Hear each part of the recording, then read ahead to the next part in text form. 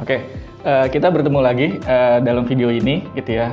Sebelumnya kita sudah bahas mengenai penyuapan, kemudian mengenai gratifikasi, begitupun dengan tata cara pelaporan pelanggaran ataupun whistleblowing system, gitu. Nah, di ISO 37001 poin-poin tersebut diminta untuk dikendalikan, gitu ya, diminta untuk diterapkan, gitu ya, supaya dalam proses bisnis perusahaan itu bisa mengendalikan risiko-risiko penyuapan dari masing-masing prosesnya. Nah, dalam video ini kita akan sedikit membahas mengenai salah satu proses yang secara kemungkinannya itu seringkali terjadi, gitu ya, penyuapan di perusahaan, dan proses ini biasanya adalah proses penerimaan karyawan, gitu, ataupun rekrutmen.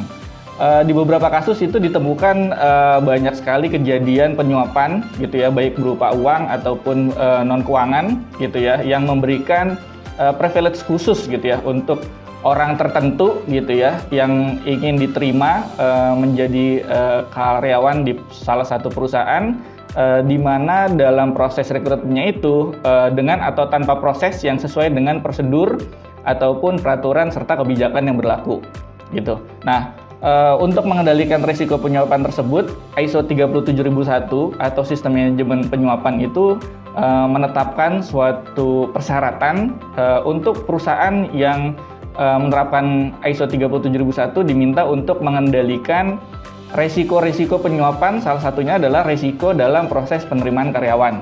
Itu makanya di dalam klausul 7.2.2 atau dalam proses mempekerjakan, perusahaan itu diminta untuk menetapkan prosedur, diminta untuk menerapkan sistem untuk mengendalikan risiko penyuapan dalam proses mempekerjakan karyawan, gitu. Dan di pasal 8.2-nya terkait dengan uji kelayakan ataupun due diligence, perusahaan itu juga diminta untuk melakukan yang namanya uji kelayakan, gitu. Kalau di beberapa perusahaan mungkin kita sering anggapnya atau kita sering sebutnya dalam proses seleksi karyawan, gitu ya, bisa berbentuk interview, bisa berupa observasi, tes lapangan, ataupun tes tulis, gitu ya, itu disebut sebagai proses due diligence, gitu.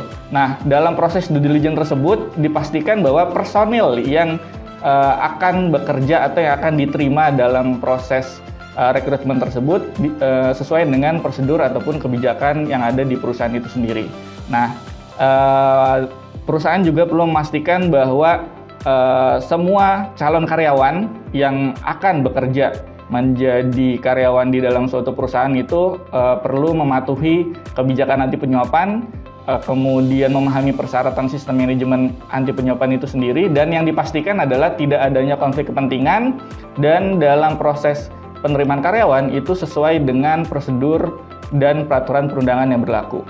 Dalam video ini akan kita sampaikan, gitu ya, akan kita coba tampilkan suatu penerapan sistem manajemen anti penyuapan. Salah satunya adalah proses pengendalian risiko dalam proses penerimaan karyawan. Dalam video ini nanti akan tergambarkan bagaimana risiko penyuapan itu ada dan muncul dalam proses penerimaan karyawan, dan pengendalian risiko penyuapan yang diterapkan oleh perusahaan, gitu ya, salah satunya oleh staf HRD, gitu ya, untuk tetap menjalankan prosedur dan kebijakan terkait dengan sistem manajemen anti penyuapan. Silahkan menikmati videonya. Pagi Bu Yuni. Ya, pagi Pak Burhan. Ya, kebetulan saya lagi ada kebutuhan pengadaan karyawan untuk posisi staff purchasing. Saya udah mengajukan via aplikasi Haris, nanti tolong dicek ya Bu. Oke, siap Pak. Nanti akan saya cek, nanti akan saya koordinasikan lagi dengan Bu Vivi ya Pak. Ya, untuk pengisiannya kalau ada yang kurang-kurang mohon info ya Bu. Ya, baik Pak. Oke, terima kasih. Ya, sama-sama Pak, mari. Ya.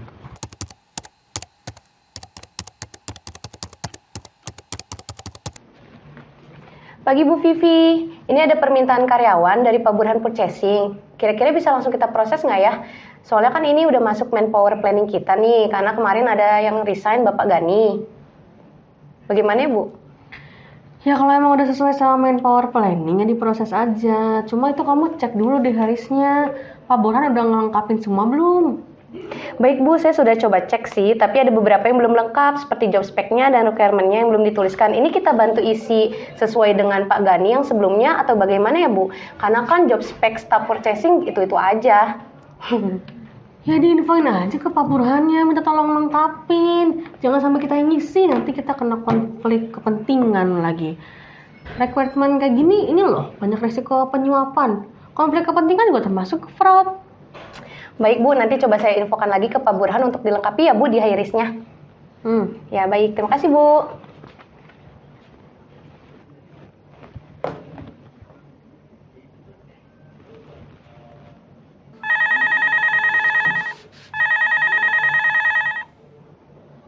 Halo, selamat siang Pak.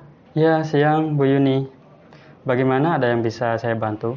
Iya Pak, saya kan sudah memeriksa pengajuan kebutuhan karyawan yang diajukan Pak Burhan di aplikasi HiRisk.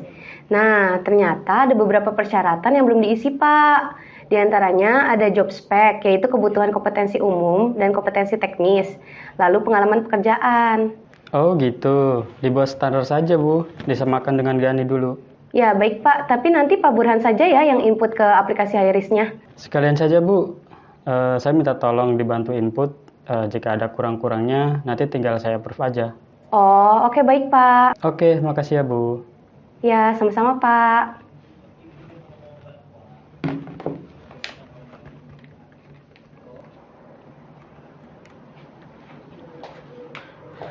Siang Mbak Yuni. Oh iya, siang Pak Richard. Bagaimana Pak? Ada yang bisa saya bantu? Saya dengar-dengar kayaknya Mbak Yuni lagi cari karyawan baru ya untuk posisi staff purchasing. Iya bener banget Pak. Nggak mungkin kan Pak Richard yang daftar? Ya bisa aja sih Mbak, ini ya nggak mungkin lah. Ini saya kan punya keponakan. Dia itu orangnya pinter, lulusan dari luar negeri, IPK-nya cum laude, S2 pula. Ya dia anaknya juga aktif berorganisasi. Nggak rugi lah kalau dia kerja di sini. Kira-kira job spec-nya apa aja ya Mbak? Waduh boleh tuh Pak, daftar aja keponakan Bapak. Soalnya kan job desk-nya juga standar ya Pak. Kalau saya lihat sih dari Pak Burhan di aplikasi HiRisk, jurusannya bisa semua jurusan. Tapi yang diutamakan untuk jurusan teknik. Karena pengadaannya untuk barang dan jasa yang sifatnya operasional. Pokoknya mirip deh dengan tugasnya dari Pak Gani dulu. Nah untuk fresh graduate juga bisa kok Pak. Daftar aja dulu, cuman diutamakan yang sudah punya pengalaman kerja minimal 2 tahun sih. Wah cocok tuh sama keponakan saya. Dia juga lulusan teknik. Tapi ya masih fresh graduate, masih bisa daftar kan ya Mbak ya? Bisa kok, fresh graduate juga sekarang banyak yang kompetensinya bagus-bagus. Oh iya Mbak, kalau boleh sih di job spec-nya diganti Mbak jadi S2 teknik pertambangan saja, biar nggak banyak yang daftar dan juga dari Mbak Yuni juga nggak pusing kan karena banyak yang daftar. Ya selain itu biar keponakan saya nggak banyak saingan lah, kalau bisa ya bisa langsung keterima. Waduh, gimana ya Pak? Kalau seperti itu tidak bisa Pak, karena yang pegang akun aplikasi HiRisk-nya kan Pak Burhan ya, yang mengisi juga Pak Burhan. Kalau saya cuma mengakomodir saja nih dari Pak Burhannya. Coba Bapak nanti infokan saja ke Pak Burhan. Pak Burhan juga seneng kok kalau misalnya ada karyawan yang kompetensinya bagus. Ah, Pak Burhan mah nggak asik, dia mah terlalu taat, terlalu alim. Kan ini saya minta tolong sama Mbak Yuni, bisa lah. Apalagi Mbak Yuni kan pasti bisa ganti-ganti job spec-nya lah. Atau langsung masukin aja keponakan saya. Atau gini deh, saya bantu Mbak Yuni untuk naik jabatan. Nanti saya bilang ke Bu Vivi, biar Mbak Yuni naik jadi supervisor HRD. Apalagi sekarang kan posisinya supervisor HRD kita lagi kosong. Nanti saya bantu omongin sama Bu Vivi, sama Pak Direktur SDM. Saya kan juga deket sama mereka. Gimana ya Pak? Yaudah nanti saya pikir-pikir dulu ya Pak. Oh, oke deh kalau gitu. Coba tolong dipikir ya Mbak, biar nanti saya bantu Mbak Yuni juga, biar untuk naik jabatan. Yaudah kalau gitu saya pergi ke ruang saya dulu ya Mbak. Ya baik Pak. Aduh gimana ya, diterima atau tidak ya tawaran dari Pak Richard? Kalau saya isi job spec-nya sesuai dengan permintaan Pak Richard juga nggak ada yang tahu. Pak Burhan juga sudah menyuruh saya untuk membantunya mengisi job spec-nya. Tapi saya sudah menandatangani fakta integritas untuk tidak menerima suap dalam bentuk apapun termasuk kenaikan jabatan. Ah, ya sudahlah. Saya isi sesuai dengan kompetensi yang diminta Pak Burhan saja. Toh juga kalau keponakannya Pak Richard sesuai kompetensi pasti akan diterima. Saya harus tetap memegang teguh integritas terkait kenaikan jabatan mah. Nanti juga kalau rezeki bisa naik dengan sendirinya.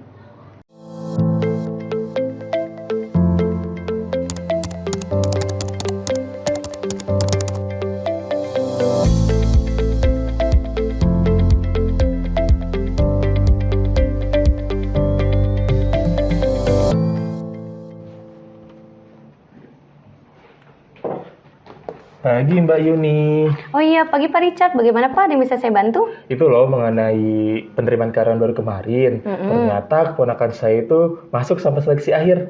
Oh iya Pak, yang mana ya Pak? Yang Indri atau yang Catherine? Itu loh si Catherine, emangnya dia nggak cerita apa? Padahal sudah saya suruh cerita biar bisa lolos. Oh, yang Catherine. Iya, waktu interview HRD sempat cerita sih, dia juga menuliskan di form due diligence, karena di perusahaan kita, jika ada karyawan yang memiliki hubungan kekeluargaan, harus dipetakan agar tidak ditempatkan di posisi yang memiliki konflik kepentingan dengan keluarganya. Anaknya pinter kok, Pak. Oh gitu. Untuk seksi akhir, kira-kira kapan ya Mbak? Itu interview akhir kan? Iya, betul, Pak. Untuk jadwalnya nanti akan disesuaikan dengan user dan 2 panelis lainnya, Pak. Nah, untuk panelisnya itu siapa Mbak? Kalau bisa sih, saya dijadiin panelis independen. Apalagi posisi saya kan manajer nih di perusahaan ini. Bisa lah, nanti Mbak tinggal setting Pak Burhan sebagai user, Mbak sebagai HRD, dan saya sebagai panelis independen ya. Bagaimana Mbak? Waduh, sepertinya tidak bisa Pak, karena dalam form due diligence, Catherine sudah menuliskan Bapak Richard sebagai kekeluargaannya. Kalau misalnya Pak Richard jadi panelis, nanti akan ada terjadi konflik kepentingan. Itu juga menyalahi aturan sistem manajemen anti penyuapan. Nanti kalau ketahuan pada saat audit, saya dikenakan sanksi pegawai Pak. Ya, kalau kamu tidak cerita ke siapa-siapa, nggak akan ada yang tahu juga kok. Selain itu, saya juga udah berjanji kepada kamu. Saya akan membantu kamu untuk naik jabatan jadi supervisor apabila keponakan saya lolos di perusahaan ini. Bagaimana ya Pak? Saya koordinasikan dengan Bu Vivi dulu ya Pak. Udahlah, nggak perlu. Kamu nggak perlu bercerita sama Bu Vivi. Pasti tidak diizinkan.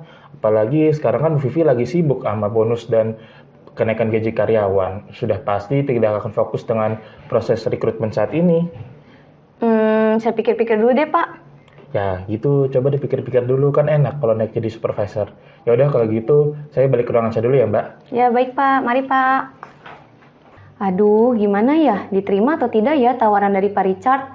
Sepertinya Pak Richard maksa sekali ya. Kalau nanti saya tidak turuti, pastinya saya akan dipersulit. Beliau kan manajer finance, punya banyak kuasa mengenai keuangan termasuk penggajian. Nanti yang ada gaji saya tidak naik-naik kalau menolak permintaannya. Aduh, saya kok jadi berpikiran yang macam-macam ya? Saya harus tetap memegang teguh integritas. Masalah kenaikan jabatan, penggajian, bonus, dan lainnya sudah diatur kok oleh Tuhan. Manajemen perusahaan ini juga memegang teguh integritas kok. Manajemen pasti akan melindungi saya dari tindakan balas dendam atau diskriminasi jika saya menolak perintah dari oknum yang melanggar kebijakan dan peraturan perusahaan.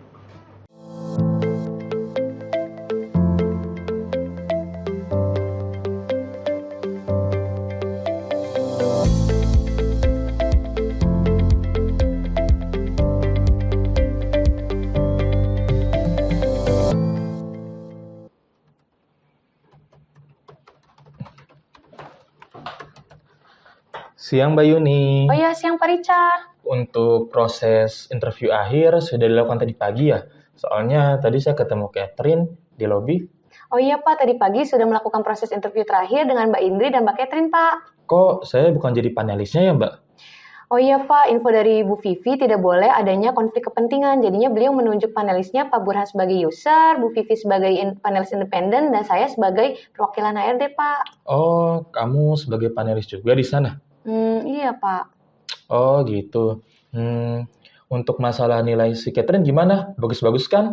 Kalau nilainya lebih kecil dari si Indri, bisa bantulah Mbak. Jadi 90 atau 95. Masa bantu nilai aja nggak bisa? Aduh, kalau masalah nilai saya tidak boleh membocorkan Pak. Itu bisa menyalahi prosedur perusahaan. Ya lah Mbak, level step aja belagu banget. Gimana mau naik jadi supervisor? Lagian saya kan manajer di sini. Boleh lah tahu cuma masalah nilai. Kamu berani juga ya sama manajer? Maaf Pak, bukannya saya melawan manajer, tetapi memang tidak diperbolehkan dalam prosedur dan peraturan perusahaan. Jika saya menyampaikannya ke Pak Richard dan mengubahnya sesuai permintaan Bapak, jika ketahuan saya bisa dipecat Pak. Alah, nggak bakal dipecat lah. Lagian, sebelum kamu dan Vivi masuk juga banyak kok karyawan titipan yang bisa masuk di perusahaan ini. Tapi setelah kalian berdua masuk, sulit sekali ya untuk menitipkan saudara untuk bisa bekerja di perusahaan ini. Maaf Pak, sesuai dengan komitmen dan kebijakan perusahaan serta arahan dari top manajemen untuk semua karyawan mencegah terjadinya penyuapan dalam bentuk apapun termasuk fraud di masing-masing prosesnya Pak. Sudahlah, kamu akan saya laporkan Direktur SDM agar kamu dipecat karena kamu sudah mengganggu proses pekerjaan di perusahaan ini. Siang Pak Richard, siang Mbak Yuni. Iya, maaf Pak Richard, tadi saya nggak sengaja dengan obrolan kalian. Dan mohon maaf juga sebelumnya Bapak, semua yang dibicarakan Mbak Yuni tadi sudah sesuai dengan kebijakan dan peraturan perusahaan kita loh. Terus juga sebagai bukti komitmen ke top manajemen untuk melindungi semua karyawannya terhadap tindakan diskriminatif ataupun balas dendam seperti yang dilakukan Pak Richard tadi, saya harus melaporkan Bapak kepada komite etik nih untuk diinvestigasi lebih lanjut sesuai dengan rekaman yang saya punya. Untuk Mbak Yuni, terima kasih banyak juga Mbak Yuni sudah berkomitmen dan menjunjung tinggi integritas.